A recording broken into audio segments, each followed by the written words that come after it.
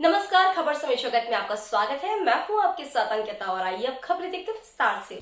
भोपाल आए आम आदमी पार्टी के मध्य प्रदेश के प्रभारी बीएस जून ने कहा कि मध्य प्रदेश में चारों ओर अराजकता का माहौल है। प्रदेश में भ्रष्टाचार के हर रोज नए नए मामलों का खुलासा हो रहा है। बच्चों की ड्रेस में घोटाला, पोषण आहार में घोटाला, महाकाल लोक निर्माण में घोटाला, पटवारी भर्ती परीक्षा में घोटाला। भाजपा के राज्य में मध्य प्रदेश घोटालों का प्रदेश बन गया है। बीएस जून ने कहा कि पटवारी भर्ती परीक्षा व्यापम से भी बड़ा घोटाला है। पटवारी भर्ती में भाजपा विधायक के कॉलेज से 114 अभ्यर्थी पास हो गए, जिसमें से 7 टॉप 10 में हैं। हैरानी की बात यह है कि जौरा में 21 में से 16 सफल अभ्यर्थियों को एक जैसी ही कान से सुनने की समस्या है और सब के सब एक ही जाति के हैं। उन्होंने कहा कि मामले की सीबीआई जांच करानी चाहिए और सरकार इस भर्ती को रद्द करे। उन्होंने कहा कि मध्य प्रदेश में लॉ एंड ऑर्डर पूरी तरह से खत्म है। सरकार का अफसरों और प्रशासनिक तंत्र से कंट्रोल खत्म हो गया है। पूरे प्रदेश में लगातार हर रोज बड़ी बड़ी क्राइम की घटनाएं हो रही हैं। ग्वालियर में एक छात्रा की गोली मारकर हत्या कर दी गई। छतरपुर के नौगांव में एक छात्रा को मंचला कई महीनों से परेशान कर रहा था। पुलिस ने कोई एक्शन नहीं लिया और आखिर में छात्रा ने फांसी लगा ली। विदिशा में भी ऐसा ही हुआ। छेड़छाड़ से परेशान होकर लड़की ने खुदकुशी कर ली। पिता भी उसे इंसाफ दिलाने के लिए भटकता रहा, लेकिन इंसाफ नहीं मिला तो पिता ने आत्महत्या कर ली। हर क्राइम में भाजपा के नेता, विधायक और मंत्री डायरेक्ट या इनडायरेक्टली शामिल है। बीएस जून ने कहा कि प्रदेश की सभी 230 विधानसभा सीटों पर हम चुनाव लड़ेंगे और चुनाव जीतेंगे। प्रत्याशी चयन की प्रक्रिया जारी है। जल्दी प्रत्याशियों के नामों की लिस्ट भी जारी कर दी जाएगी। प्रत्याशी चयन में सिर्फ सर्वे ही टिकट का क्राइटेरिया होगा। लॉ एंड ऑर्डर की आज पूरे मध्य प्रदेश में जो लॉ एंड ऑर्डर की हालत है वो आप खुद देखते हैं। डेली आप रिपोर्ट करते हैं, चाहे मीडिया में हो, चाहे प्रिंट मीडिया में हो, इलेक्ट्रॉनिक मीडिया में हो, कहीं ना कहीं किसी दलित के साथ अत्याचार किया जाता है। अब कल परसों की घटना के किसी दलित के मुंह में गंदगी डाल दी गई और पंचायत ने उस युवक को सिर्फ फाइन करके, जुर्माना करके छोड़ दिया। ना उसमें कोई एफआईआर हुई, ना उसमें किसी की गिरफ्तारी हुई। इससे पहले आपने रिपोर्ट किया था आप लोगों ने कि एक दलित युवक के मुंह में जो है, आदिवासी के युवक के मुंह में पेशाब डाल दिया गया और फिर उसके बाद सीएम साहब ड्रामा करते हैं, घर पे बुलाते हैं अपने पे, उसके पैर धोते हैं। तो ये सब ऐसी बातें हैं कि भाई आप उनकी समस्याओं का समाधान कीजिए, आप उनको अच्छी शिक्षा दीजिए। अब उनकी समस्याओं का जब आप समाधान करेंगे तो वो वर्ग अपने आप ऊपर आ जाएगा। लेकिन उस तरफ ध्यान ना दे के लीपापोती कर रहे हैं, जैसे कि पैर धो दिए या किसी को कंपनसेशन दे दिया थोड़ा बहुत, या एक झूठा आश्वासन दे दिया।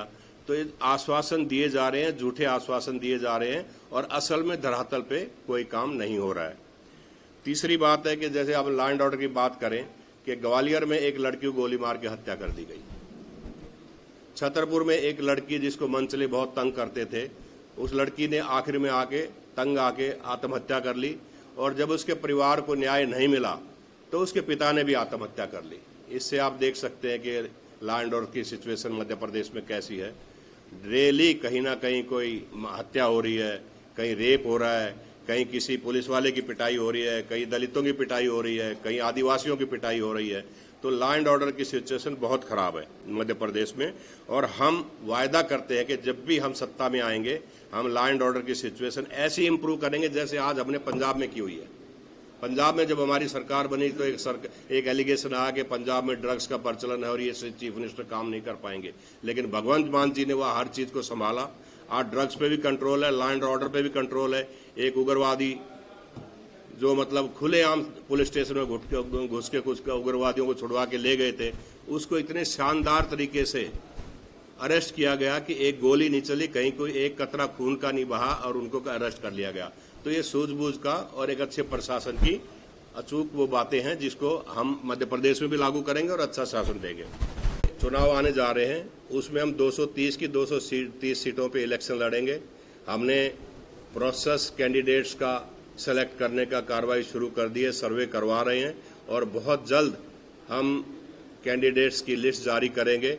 हमारे जो दिल्ली के नेता हैं आज वो पूरे मध्य प्रदेश में, पंजाब के नेता जो है पूरे मध्य प्रदेश में फैले हुए हैं और वो जगह जगह जाके लोगों से मिल रहे हैं, पार्टी की जो पॉलिसीज हैं, जो कल्याणकारी योजनाएं हैं उनके बारे में बता रहे हैं और बहुत जल्द जो है पार्टी पूरे जोर शोर से मध्य प्रदेश में चुनाव प्रचार शुरू करने जा रही है। अरविंद जी, भगवंत मान जी और जितने भी जो वरिष्ठ नेता मध्य प्रदेश आएंगे और पार्टी के इलेक्शन कैंपेन की कमान संभालेंगे।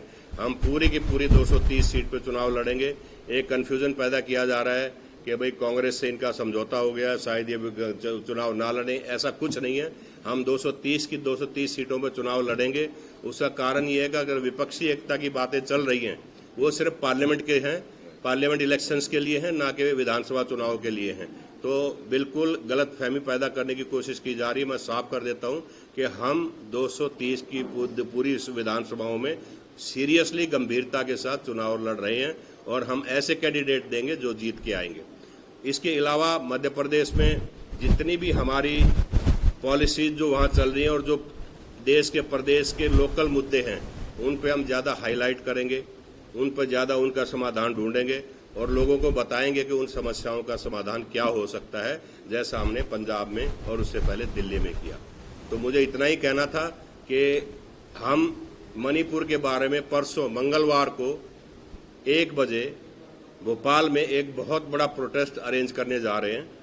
पूरी पार्टी जो है मध्य प्रदेश की जो 3 विंग्स हैं वो मंगलवार को 1 बजे प्रोटेस्ट करेंगी मणिपुर की घटना के बारे में, और साथ में पूरे प्रदेश में भी जो है हम ये प्रोटेस्ट करेंगे उस दिन, और ताकि इस बहरी गूंगी सरकार उठे और मणिपुर पे कार्रवाई करे और जो आम जनता है, जो इनोसेंट लोग हैं, उनके जान माल की सुरक्षा हो सके।